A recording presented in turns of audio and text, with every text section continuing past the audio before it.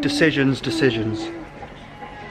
We definitely need some sort of fence paint for protective purposes. Got a lot of blacks, got red cedar, but I think this one, forest green, is going to tie it in perfectly with the AstroTurf on my other jumps, with the trees. I think we're on to winner. Forklift, very dangerous. That's got to be the one. I like this one. What is it? Sweet Sunday. Sweet Sunday. Well, it's not. But not like the day, like the food.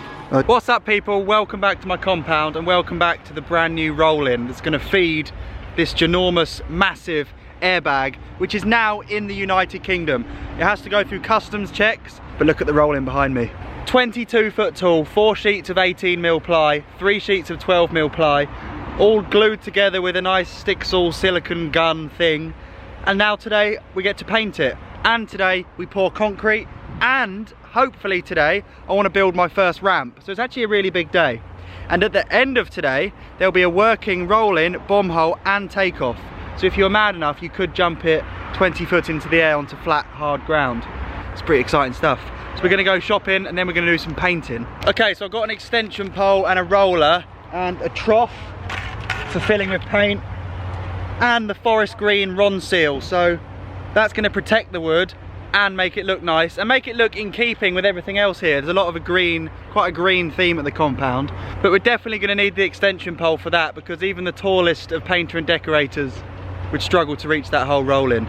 So it's painting today. So far on this build project, I've done digger driving, I've done scaffolding, I've done carpentry, I've done silicone gunning, I've kind of done flooring at the top, I've done ground working, I've done spirit level holding, I've done digging, I've done tarmacking,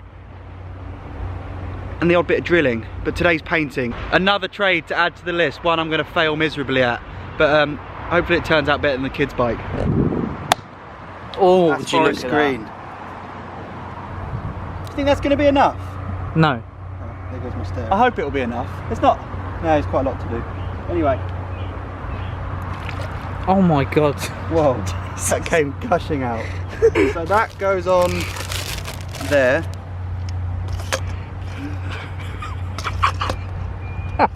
Which is the wrong size. Oh. This is the reach we've got to work with. It's actually perfect. It's pretty good. We can do the top from the top. Should we see what forest green's going to look like? Go on. Oh, it's going to look spectacular. Fantastic. Let's get this time lapse flowing.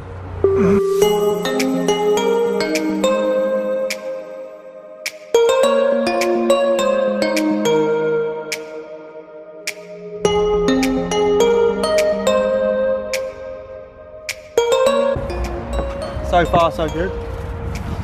Is it camouflage? It is. Like, if you walk past, would you definitely notice it, or you might miss it? I wouldn't even see the roller in there. I know that the extension pole does go shorter, but I feel you have to use it on full reach at all times. That looks so stupid.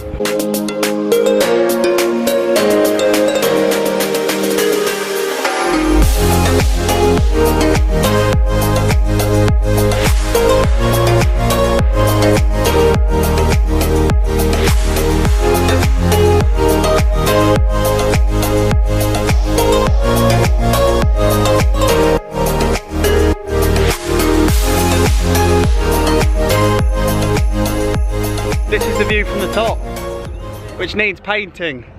But without a handrail up here, it's a bit unnerving. And these boards aren't screwed down, so it's definitely scary. Look at Ben just doing laps. Dropping into this is going to be incredible. It's actually a lot steeper than I anticipated. I think I was going to make it steeper, and I'm so pleased I didn't, because stood here, it's quite scary.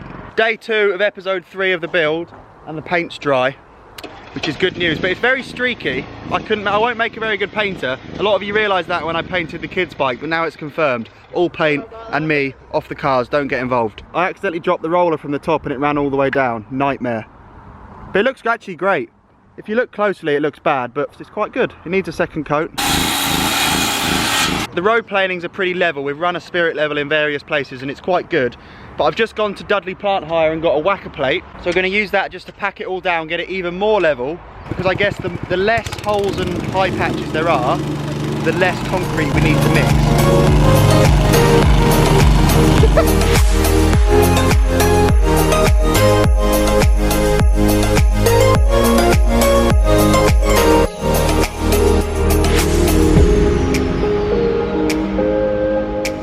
looking a great deal better. We're gonna start loading up the mixer now, and I don't know how many wheelbarrows we're gonna need. Let's place your bets. How many wheelbarrows of cement to do this? I'm saying about 15. 16. Sam? 24. Oh, we're all in the same ballpark. I think we need to move the mixer closer to the sand pile.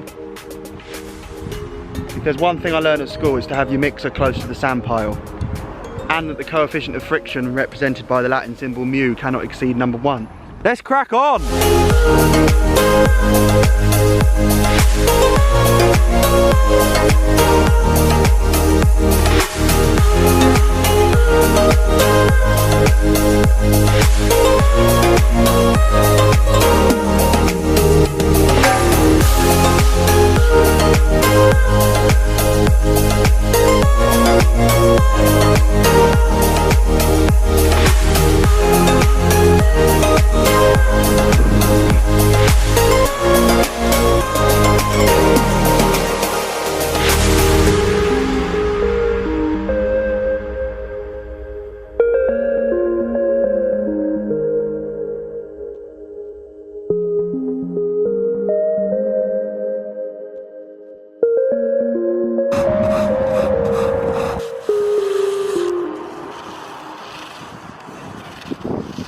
We've done exactly what the plan was, which is amazing. Obviously this is still quite patchy, so it needs a second coat, which we haven't had time to do. But I couldn't be happier with this. I'm gonna go and see what it looks like from the very top. Mate, it looks amazing. Woo! Okay, the concrete has gone off.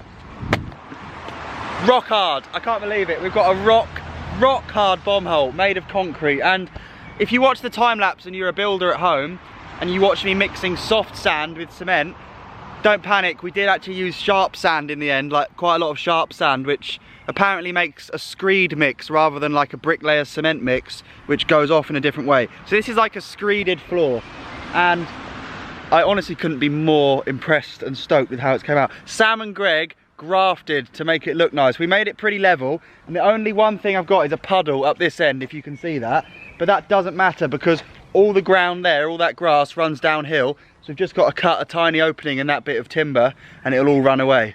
But look, I'm stood in this amazing area of rock hard ground that can just have lips placed on it, and it's hopefully going to last a long time. A long time. The time lapse was really cool of doing it, but the battery died, but you can see how sick it looks now. I feel like that's a proper job. Like, you don't expect to see concrete bomb holes down at your local dirt jumps. This is now an industrial scale operation that's hopefully going to allow me to do insane jumps and big tricks. So that's why I wanted to do it properly from the start, so it works and lasts for a long time.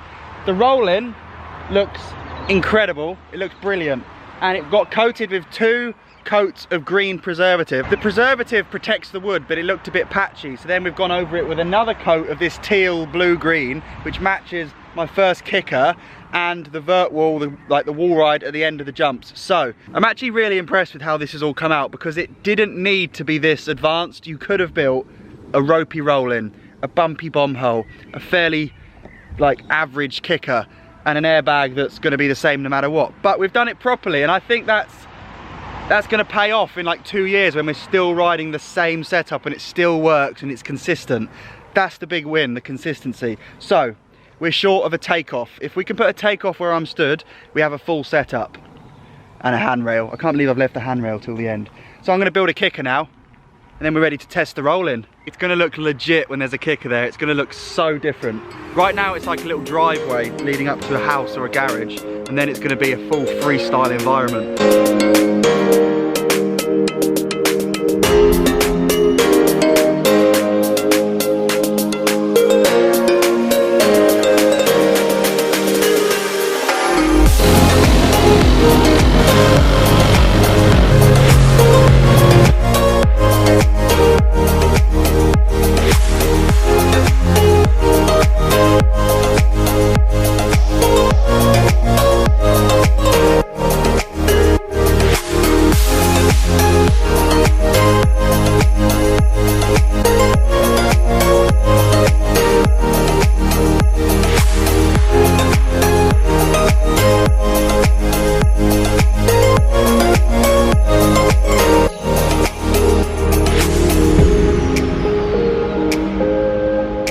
takeoff looks great, but it wouldn't feel like a normal day unless we messed it up.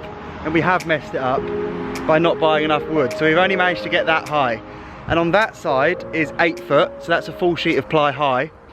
But I'd like this takeoff to be 9 foot high, and you can see over here, there's an extension piece.